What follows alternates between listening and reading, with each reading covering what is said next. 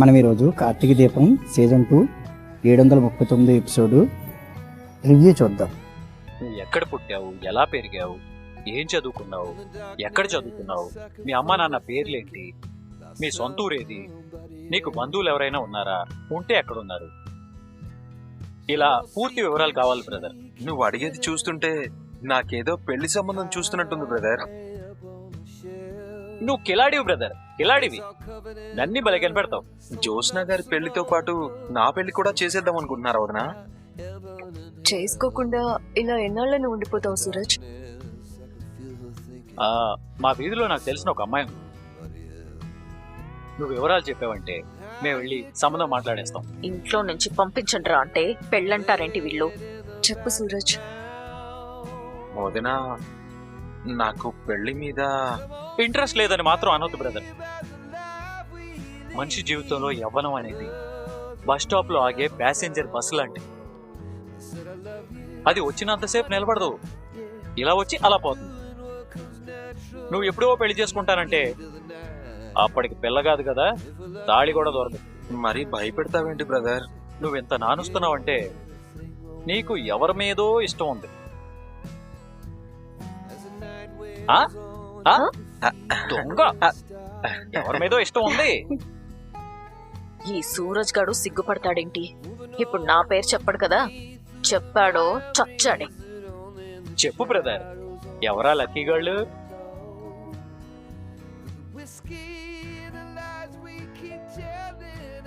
మగాడికి మరీ ఇంత మొహమాటం ఉండకూడదు బ్రదర్. వద్దుని బ్రదర్.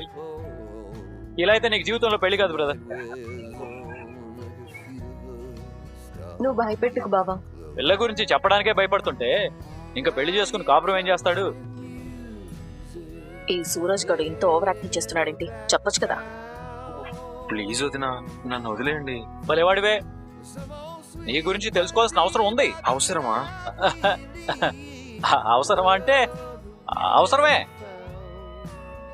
మావిని వదిన అని పిలిచి నాకు తమ్ముడు అయిపోయాడు. ఒక రకంగా నీకు పెళ్లి చేయాల్సిన బాధ్యత నాదే. అన్నయ్య, వదిన, ఓ మరిది సరిపోయారు ముగ్గురు. ఇప్పుడు చెప్పు, నీ మనసులో ఎవరున్నారు?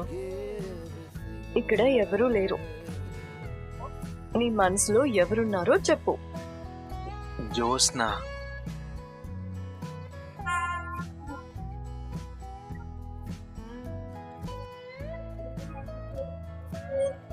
ఏంటి, నీ మనసులో జ్యోత్స్న ఉందా? అదే కదా వీడు చెప్పేది.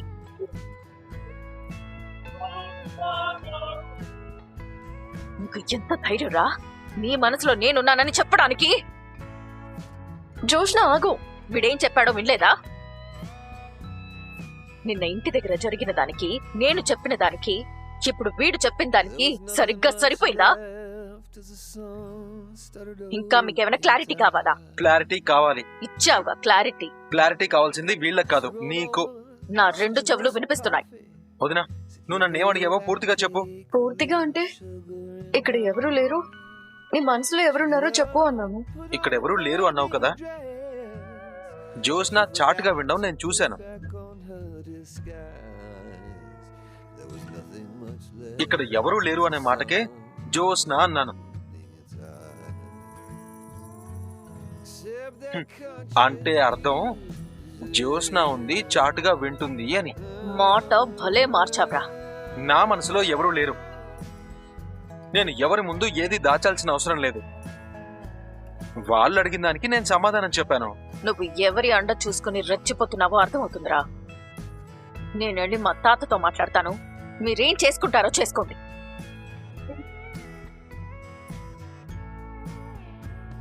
సారీ బ్రదర్, నన్ను వదిలేండి, తర్వాత మాట్లాడుకుందాం. అది కాదు, జ్యోత్స్న వచ్చి మంచి ఛాన్స్ మిస్ చేసింది. అవును బావా. ఇప్పుడు ఈవిడి గారు వెళ్ళి తాత దగ్గర ఏం గొడవ చేస్తారు? తాత, ఏం చూసినా నేను ఒకటి తెలుసుకోవచ్చా? తప్పకుండా అమ్మా. మనిషికున్న ప్రాథమిక హక్కుల్లో సమాచార హక్కు కూడా ఒకటి. దాని కాదనే హక్కు ఎవరికీ లేదు.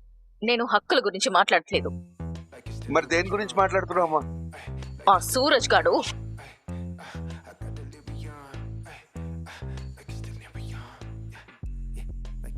ఈ ఆల్బమ్ ఇక్కడికి ఎలా వచ్చింది? నేనే తెచ్చాను. దీన్ని ఎందుకు చూస్తున్నారు? ఇది చూశాకే అర్థమైంది. ఏమర్థమైంది? సూరజ్ నన్ను మోసం చేశాడు. నేను చెప్తుంది అదే కదా. నువ్వు చెప్పినప్పుడు పెద్దగా అర్థం కాలేదు. ఫోటోలు చూస్తుంటే అసలు మోసం బయట. అసలు మోసం ఏంటిది? సూరజ్ మనతో అబద్ధం చెప్పాడు. వాడు చెప్పేవన్నీ అబద్ధాలే కదా. ఇది అంతకంటే పెద్ద అబద్ధం. ఏంటి అబద్ధం? అతను మంచి ఫోటోగ్రఫర్. ఫోటోలన్నీ ఎంత గొప్పగా తీశాడు. ఫోటోగ్రాఫర్ గా మంచి ఫ్యూచర్ ఉంది. అది వదిలేసి అడ్వైజర్ గా ఉండిపోవడం అబద్ధం కాదు, పెద్ద మోసం. ఇప్పుడు నువ్వు వాడిని పొగడాల్సిన అవసరం లేదు తాత. నేను పొగట్టం లేదు జోస్నా. మరెందుకు ఈ చెత్తని నీ ముందు పెట్టుకున్నావు? ఈ చెత్తలో ఉన్నవన్నీ నీ ఫోటోలే. ఏమైంది ఈ రోజు మీ అందరికి? ఏం కాలేదు. ఇదిగో ఈ ఫోటో చూడు, ఎంత బాగా తీశాడు. దీన్ని నీ పెళ్లి సంబంధం కోసం మ్యారేజ్ బ్రోకర్ కి ఇవ్వాలనుకుంటున్నా. అంటే నేను వాడి గురించి చెప్పినవన్నీ మీరు నమ్మట్లేదా? మీ తాతగా నేను ఏదైనా నమ్ముతాను, కానీ చైర్మన్ గా నమ్మటానికి బలమైన సాక్ష్యాలు కనిపించడం లేదు. సాక్ష్యాలేంటి? కళ్ళ ముందు ఆధారాలే ఉంటాయి. నీ ఫోటోలు మాత్రమే తీసుంటే దీన్ని నేరం కింద పరిగణించేవాడు. నీ ఫొటోస్ తో పాటు మా ఫొటోస్ కూడా తీశాడు కదమ్మా.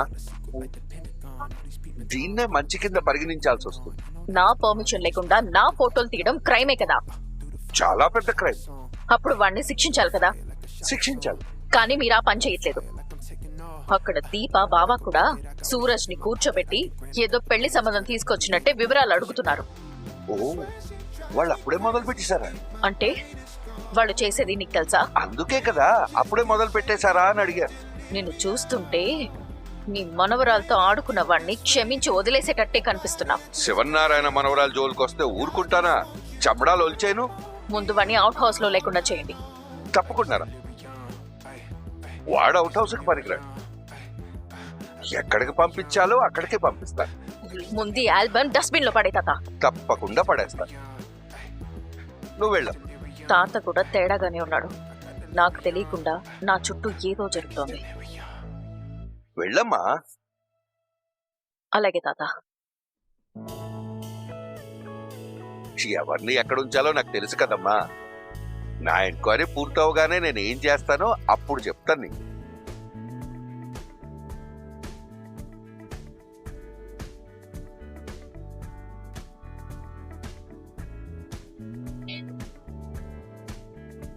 ఆ బ్రాంచ్ లో అందరి షఫ్లతో అగ్రిమెంట్ రాయించాను తాతయ్య గారు.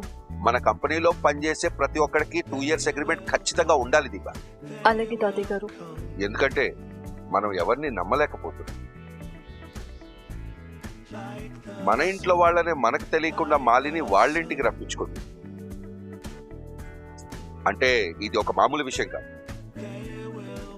మీకు ఒక సీక్రెట్ చెప్తాను, వినండి. మన మొత్తం బ్రాంచ్ల్లో గాని ఈ ఆఫీస్లో గాని ఎవరైనా డౌట్ గా కనపడితే ఒక కన్నేసి ఉంచండి. అంటే నీ ఉద్దేశం? ఏమో, మాలిని మనిషి మనలోనే ఉన్నాడేమో.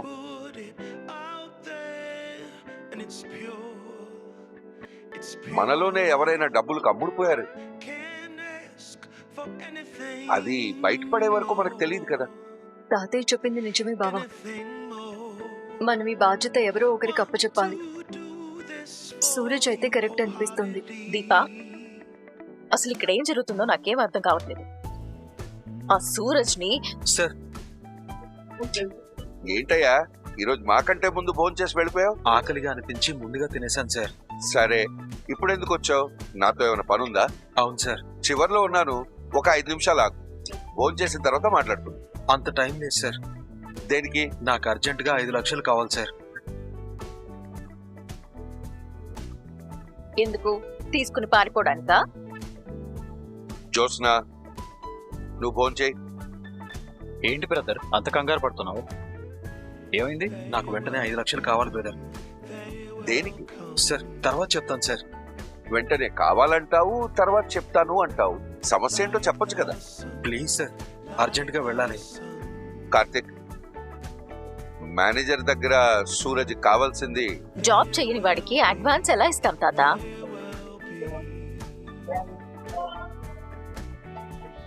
ఏ, నేనేమైనా తప్పు మాట్లాడానా? సూరజ్ అనే పేరు మన కంపెనీ రిజిస్టర్ లో ఉండదు. ఎందుకంటే తను ఎంప్లాయ్ కాదు కాబట్టి.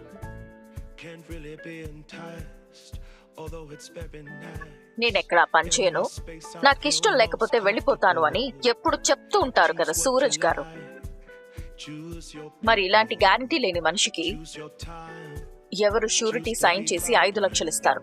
తనేదో అర్జెంట్ అంటున్నాడు కదా. అందరికీ అర్జెంటే బావా, కానీ ఇది డబ్బుకి సంబంధించిన వ్యవహారం కదా. ఈ విషయంలో తొందరపడితే ఎలా? నేనేమైనా తప్పుగా మాట్లాడానా తాత? లేదమ్మా, నువ్వు కరెక్ట్ గానే మాట్లాడావు.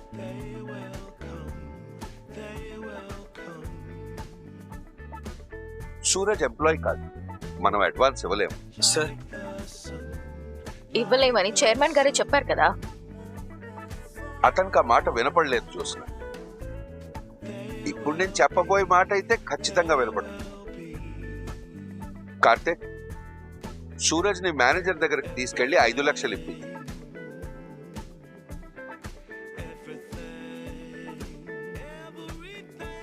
ఇంకా ఆ డబ్బులు నాకిచ్చినట్టు రాసుకోమని చెప్పు.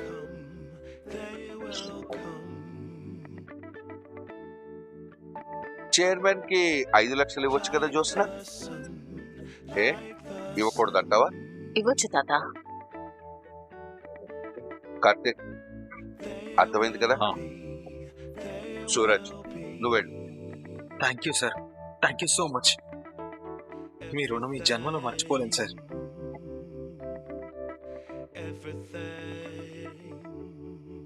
దీపా, నేను వెళ్తాను. ఈ పెరుగను నువ్వు తినేసే.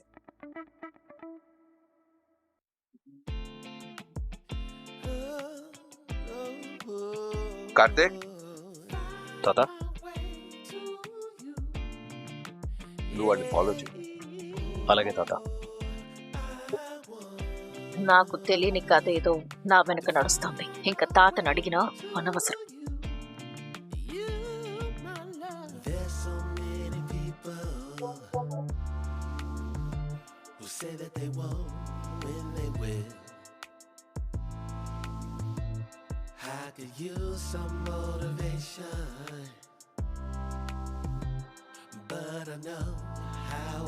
బ్రదర్ హాస్పిటల్కి వచ్చాడేంటి?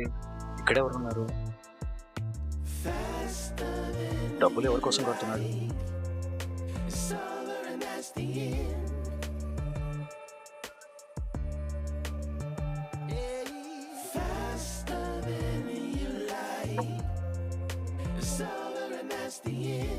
పెద్దయ్యా,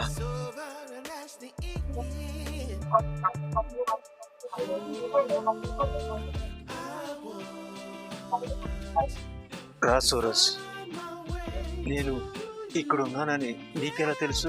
ఎంత ఆప్యాయంగా పలకరిస్తున్నాడంటే బంధువు అయి ఉంటాడు. ఎలా తెలుసు అండి? నువ్వు చెప్పకపోతే నేను తెలుసుకోలేను అనుకున్నావా? ఆపరేషన్ కి 5 లక్షలు కావాలని డాక్టర్ గారు చెప్పారంట కదా, ఆ డబ్బులు నేను కట్టేశాను. ఎందుకురా నేనంటే నీకు అంత ప్రేమ? మనది వదిలేసుకునేంత చిన్న బంధం కాదు పెద్దయ్య. ఈ పెద్ద అయిన సూరజ్కి బంధువు అయి ఉంటాడు. డాక్టర్ గారు, పెద్దయ్యకి ఆపరేషన్ ఎప్పుడు చేస్తారు? అమౌంట్ కట్టేశారు కదా, ఈ రోజే చేస్తాం. పెద్దయ్యకి ఏం కాకూడదు డాక్టర్. మీరేం టెన్షన్ పడకండి, మీ పెద్దయ్యకి ఏం కాదు. సూరజ్ ఎవరో తెలుసుకునే అవకాశం దొరికింది. ఈ పెద్ద అయిన ద్వారా సూరజ్ ఎవరో తెలుసుకోవాలి.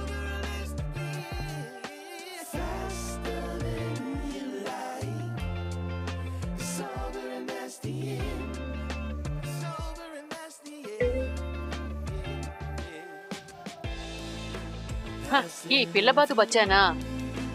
నేనింకా ఎవరో అనుకున్నాను. ఏంటి ఈ టైంలో ఫోన్ చేసావు? ముందు ఇంట్లో ఏం జరుగుతుందో తెలుసుకో. ఎవరింట్లో? పక్కింట్లో. వాళ్ళతో మనకేంటి పని? కొట్టానంటే వెళ్ళి ఆ ఇంట్లో పడతాం. అంత కష్టం ఎందుకే? మామూలుగా నడిచే వెళ్ళొచ్చు కదా. జోకులు ఆపుతావా? మొదలు పెట్టింది ఎవరు? నువ్వు ఒక దరిద్రాన్ని విగ్రాని. ఆ ఎందుకు పనికిరావు. ఈ మాట మాత్రం నిజమేనే, కానీ నువ్వనకూడదు, నేననాలి. అరే, నేనెందుకు ఫోన్ చేశానో అడగవా నువ్వు? నువ్వెందుకు ఫోన్ చేసావో చెప్పవా? నీ ఇమిటేషన్ ఆపు గ్రాని. ఏమైందో చెప్పవే. ఆ సూరజ్ గాడు ఇంట్లో గాని ఆఫీస్ లో గాని ఉండడానికి వీల్లేదు అని చెప్పానా? చెప్పావు. కానీ వీళ్ళేం యాక్షన్ తీసుకోవడం లేదు గ్రాని. తర్వాత తీసుకుంటారేమో. పాజిటివ్ గా మాట్లాడుతున్నారు. సూరజ్ గడి బ్లడ్ ప్యూర్ పాజిటివ్ ఏమో. నేనేం మాట్లాడుతున్నాను, నువ్వేం సమాధానం చెప్తున్నావు? నువ్వు ఊరికే కళ్ళు తగిన కోతిలా చిందులు వేయకు. అందరి ముందు వాడి బండారం బయట పెట్టావు కదా, వాణ్ణి మీ తాత ఊరికినే వదిలిపెట్టాడు. సాయంత్రం వాడికి డిస్మిస్ లెటర్ ఇచ్చి పోరా అంటాడు. అంత లేదమ్మా. ఏదో అవసరం ఉంటే ఇంతకు ముందే తాత సూరజ్కి 5 లక్షలు ఇచ్చాడు. 5 లక్షలే? 5 లక్షలే. నేను అడిగితే 5,000 కూడా ఇవ్వడు కదే. అందుకే నాకు డౌట్ వచ్చింది. ఛ! ఈ టైంలో నేను అక్కడుంటే బాగుండేది. ఏ డబ్బులు ఇవ్వకుండా అడ్డుపడేదానివా? నేను కూడా 1,00,000 రూపాయలు అడిగేదాన్ని. థు! ఏ తప్పే ఉందే? వీళ్ళంతా నా ముందు నా వెనక కుసకుసలాడుతున్నారు. ఇదిగో, నువ్వేం టెన్షన్ పడకు. దీపా బాబా తాతతో మాట్లాడి సూరజ్ నాపేస్తే మనం గెంటేస్తాం కదా. పక్కన డబుల్ పక్కా. డబుల్ పక్కానో ట్రిపుల్ పక్కానో నాకు తెలియదు. వాడైతే ఉండకూడదు. ఉండడు. అలాగే ఇంట్లో ఏం జరుగుతుందో చెవ్వేసుంచు. ఒక్క చెవేంటి, 2 చెవులు వేసుంచుతా. ఉంటాను.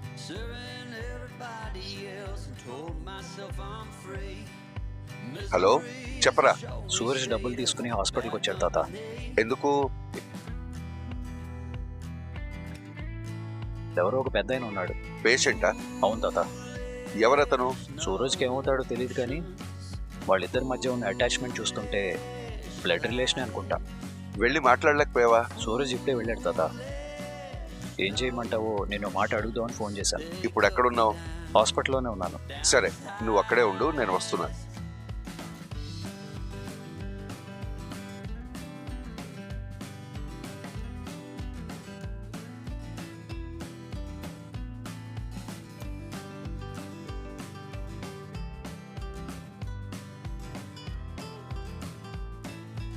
ఇతను ఎవరో మీకు తెలుసా? సూరజ్. ఫోటో చూసి పేరు చెప్పారంటే ఇతను మీ మనిషేనా? అవునయ్యా, నాకు బాగా కావలసిన వాడు. కావలసిన వాళ్ళంటే మీ బంధువా? అంతకంటే ఎక్కువయ్యా. అంతకంటే ఎక్కువ? వాడిది నాది దేవుడు ముడేసిన బంధం. దేవుడు ముడేసిన బంధం అంటే? వాడిని నేను పెంచానయ్యా. మీరు పెంచడం ఏంటి? వాళ్ళ అమ్మా నాన్న ఏమయ్యారు? వాళ్ళు లేరయ్యా.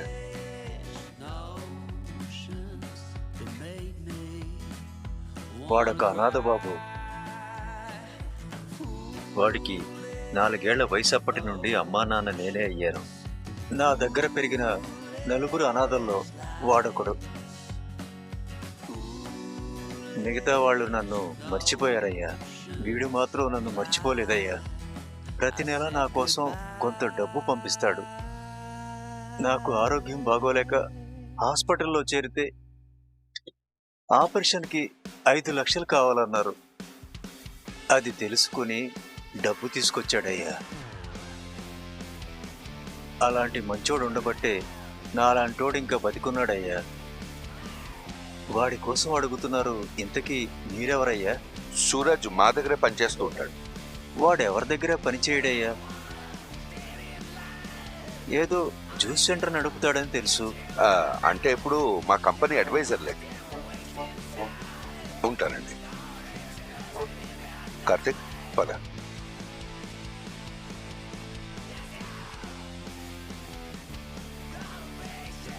కార్తీక్, తాత ఏమైందిరా? ఏమైంది? ఇంటికి వచ్చినప్పటి నుంచి మీ తాత ఎవరితో మాట్లాడకుండా హాల్లో అలానే కూర్చున్నారు. నీతో ఏం చెప్పలేదా? చెప్పలేదు. కార్తిక్, పిలుస్తున్నారు, రండి. పద.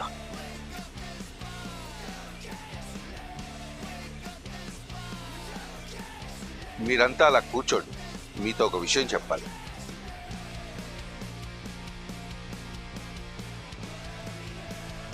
సూరజ్ ఎవరో తెలుసుకోవాలని కార్తిక్కి చెప్పాను. సూరజ్ ఎవరో తెలిసిపోయింది.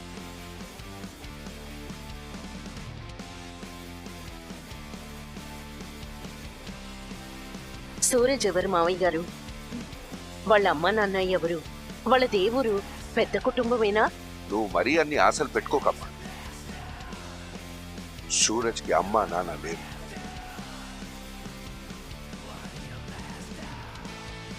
వాడు అనాథైతే ఏంటి, ఎవడైతే ఏంటి, ఇంట్లో నుంచి గెంటేయడానికి కూడా ఇవన్నీ అవసరమా? సూరజ్ ఒక అనాథన. అవునా? అయినా వాడు ఎవడైతే మనకేంటి సుమిత్ర? అయినా వాడి గురించి మనం ఎందుకు మాట్లాడుకోవడం? నీకేం పూర్తిగా తెలియదు పారిజాతం. అయితే చెప్పండి. సూరజ్కి జ్యోత్స్నకి పెళ్లి చేస్తే బాగుంటుందని మేమంతా అనుకుంటున్నాం.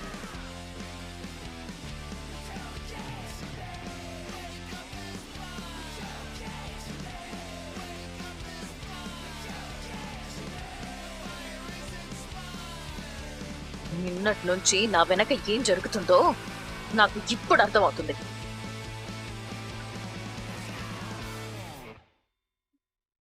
అది కాదే, సూరజ్ నీకు సరైన జోడి అని దీపా కార్తిక్ కూడా అన్నారు. వీళ్ళెవరు మమ్మీ నేనెవరిని పెళ్లి చేసుకోవాలో డిసైడ్ చేయడానికి? ఏం జరిగిందో తెలియకుండా మాట్లాడుకు జోష్న. ఇంకా ఏం తెలియాలి? జ్యోత్స్న, జ్యోత్స్న, మేమంతా అనుకున్నాకే అబ్బాయి వివరాలు తెలుసుకోవాలనుకున్నాం. మీరెలా అనుకుంటారు డాడీ? సూరజ్ అంటే ఇష్టమని నేను మీతో చెప్పానా? నీకు తను కరెక్ట్ అని దీప చెప్పింది, బావ చెప్పిందే విను. వీళ్ళ మాటలు నీకు గీతోపదేశాల్లా ఉంటాయి. జోష్న, నిన్ను అనాథ అనాథ అని అప్పుడప్పుడు ఎక్కిరించేదాన్ని కదా. అందుకే నన్ను అనాథకిచ్చి పెళ్లి చేసి నీ పగ తీర్చుకోవాలనుకుంటున్నా. నీ మీద ఇంత పగ ఎవరికీ లేదు. ఎవరికి ప్రేమ కూడా లేదు. ఉంటే ఓ అడ్రస్ లేని అనామకుడిని అల్లుణ్ణి చేసుకోవాలనుకునేవాడివే కాదు. ఇక్కడతో ఈ రోజు ఎపిసోడ్ ముగుస్తుంది. ఈ వీడియోపై మీ అభిప్రాయాన్ని కామెంట్ సెక్షన్లో తెలియజేయండి. అలాగే మన వీడియోని లైక్ చేయండి. మన ఛానల్ ఇప్పటివరకు సబ్స్క్రైబ్ చేయకపోతే సబ్స్క్రైబ్ చేసి బెల్ ఐకాన్ ఆన్లో పెట్టుకోండి. మళ్ళీ నెక్స్ట్ వీడియోలో కలుద్దాం. Bye bye.